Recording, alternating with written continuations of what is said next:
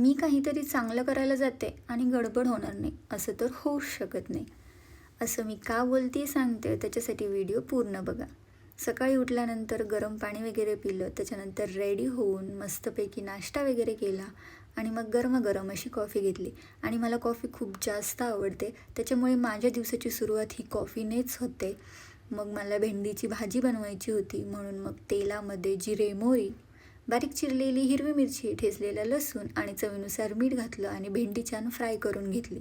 आणि भेंडी खूप जास्त चिकट असते, त्याच्यामुळे तिचा चिकटपणा घालवण्यासाठी भेंडी शिजल्यानंतर त्याचं झाकण काढून 5 मिनिट भेंडी हाय फ्लेमवरती फ्राय करायची आहे. आणि तुम्ही बघू शकताय भेंडीचा पूर्ण चिकटपणा गेला आहे आणि भेंडी एकदम सुटसुटीत झालेली आहे. त्याच्यानंतर मी जेवण वगैरे केलं आणि खाली गेले, कारण मला घ्यायचं होतं फेविक्विक. तर फेविक्विक याच्यासाठी की आज सकाळी मी शूट करत असताना माझा ट्रायपॉड तुटला. मी कालच व्लॉगिंगसाठी स्टार्ट केलं होतं आणि आज माझ्या व्लॉगिंगचा सेकंड डे होता.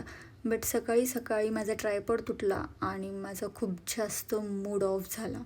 त्याच्यानंतर मग मी दिवसभर फार वेगळं असं काही केलं नाही, कारण की शूट करण्यासाठी माझा ट्रायपॉडच नव्हता. मी त्याला स्टिक करायचा खूप प्रयत्न केला, एकदा स्टिक झालंसुद्धा, बट नंतर ते परत तुटलं.